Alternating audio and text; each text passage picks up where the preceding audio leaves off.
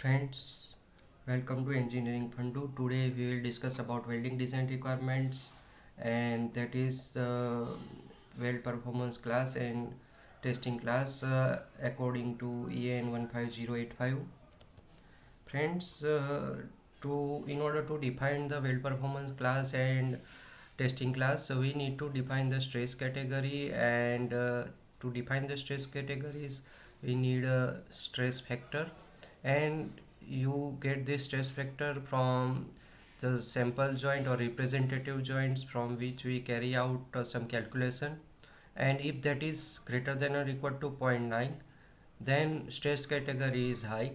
If it is in between 7.5 to zero point 0.9, then medium category, and if it is less than 0.75, then it is in low category. Similarly, we have option 1 and option 2a, that is the decisive limiting value shall be agreed with the customer or acceptance authority.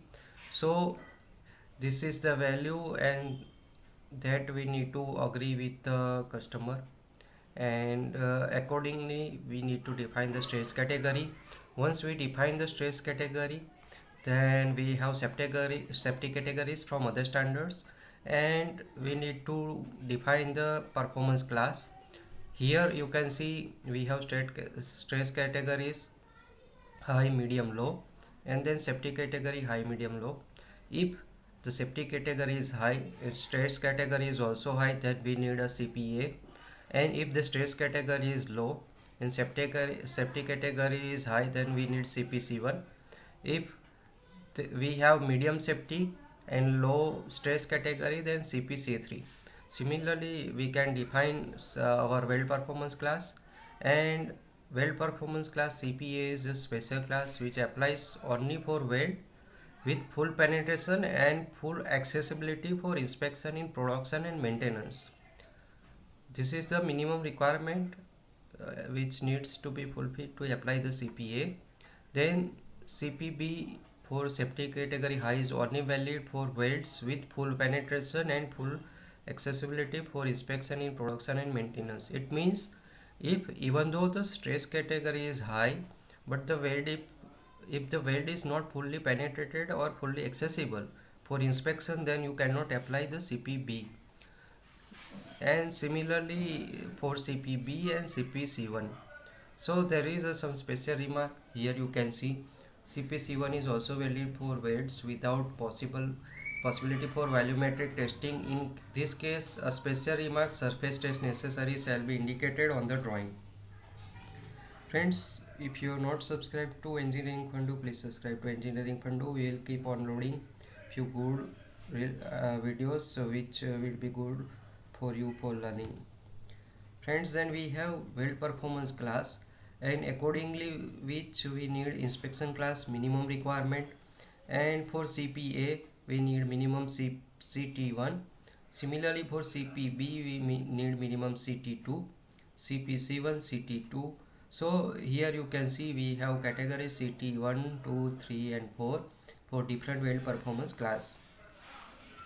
Friends, then we have some of the criteria like stress category, safety category.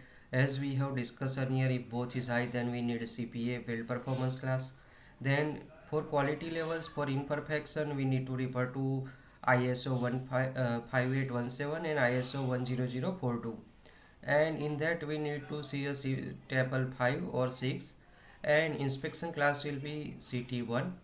Here we need volumetric test, then ultrasonic test or radioactive test 100%. Then here we need surface test, magnetic particle test or penetrant test 100%, visual inspections 100%. Similarly for stress category high and safety category medium, we need weld performance class CPB, and quality levels for imperfection B, in inspection class CT2, and here we have volumetric test 10%, surface test 10%, and visual inspection 100%.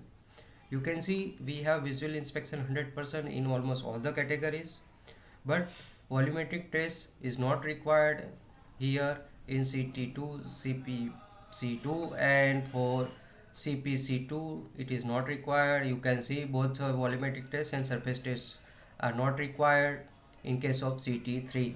Here even for CT4 we don't need, so that is for CPC3. So both for CPC2 and CPC3 we don't require a volumetric test or surface test, only visual test is mandatory. Similarly, you can see for both CPC3 and CPD also it is not required. Friends, then we have quality levels for imperfection posterior related to weld performance class. As we have discussed, imperfections according to ISO 5817. Here you can see different uh, imperfection is defined in this standard, and for this weld performance class CPA we need a B, CPB we need a B. Here for CPA this is not permitted, and for CPD it is D. Then we have welding in cold form areas for steels. Here you can see we have, this is the cold form area, and then we have 5 times the thickness, 5 times the thickness from both the sides. Then minimum radius divided by thickness should be 10 and maximum thickness should be 50. So this is how we need to consider while designing the welding in conform areas. So admissible up to 6 mm for material S235J2 according to EN 10025-2.